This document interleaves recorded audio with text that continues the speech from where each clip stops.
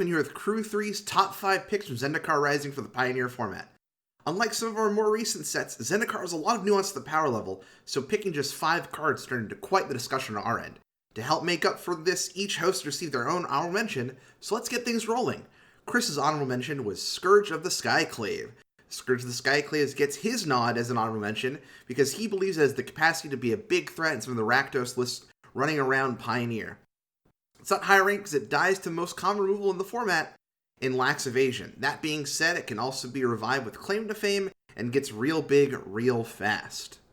To go alongside this, my pick as honorable mention was also another black 2-drop in Skyclave Shade. On the podcast, we also talk a lot about mono black aggro being one of the pillars of the format and a safe buy-in in terms of power and band resilience. Skyclave Shade is a new toy that I see as a solid upgrade to the archetype staple Scrap Heap Scrounger, if it doesn't just find a home in the 75 alongside it. Shade gives the deck another resilient threat with a lower requirement to buy it back, and has the added benefit of getting bigger if you have the mana to kick it. The only thing this card lacks is some built-in evasion, but when has that ever been a problem for a deck playing 4 Fatal Push and 4 Murderous Riders? Breaking for me and Chris, Ricky's honorable mention was the card Cinderclasm.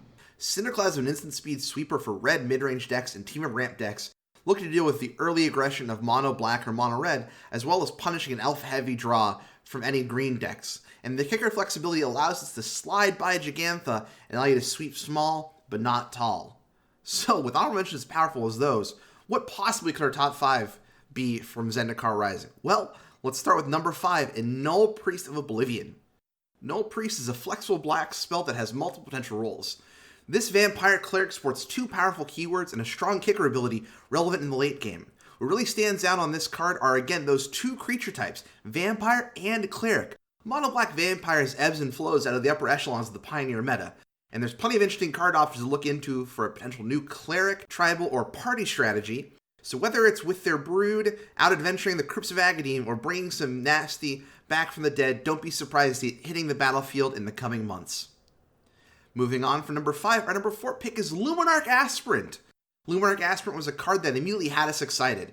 Chris and myself have long been tinkering away since the print of Conclave Mentor to see if Selesnya counters is a truly viable strategy. Now that the fate of Hardened Skill strategies is up in the air following the banning of Walking Ballista, Luminarch Aspirant is another reason to take a Selesnya build of Hardened Skill strategy for a spin. While not as explicitly powerful as the cards above it on the list, the potential to bring a new take on a veteran Pioneer strategy to the format is worth recognizing. Now as we turn to our top 3 slots, we're bringing not a new card, but a returning card in Lotus Cobra, a card poised to take over Standard, but the verdict is still out on its certainty for Pioneer dominance. Long-term players know just how powerful this venomous fiend can be if left unchecked. But of course, Pioneer isn't lacking in instant speed removal that is equally costed or lower, which leaves us with the question, will the quality removal spells in Pioneer be enough to charm this hooded menace, or will we be facing a serpentine infestation? Either way, that question will be a constant as Pioneer continues to evolve and come into its own as a format. Out of all the cards on the list, I think the cards I'm most excited about are our number 2 slot, and that is the Allied Pathways. There's no doubt the Pathways are a big win and a wonderful example of explorative land design, but what's really important are the 3 allied members of the cycle released in Zendikar Rising. Currently, allied colors in Pioneer suffer in the land department, lacking both fast lands and pain lands, leaving them to rely on either cycle lands, check lands, Battle for Zendikar lands, or the Shadows over Innistrad lands. Now, Pathways allow a way to slightly bridge the gap until we hopefully see reprint of the allied fast lands in the future. I'm really excited to put Crag Crown Pathway into my Gruul aggro decks, and you can expect to see Branch Loft Pathway in the future as Chris and I check out that Selesnya counters deck.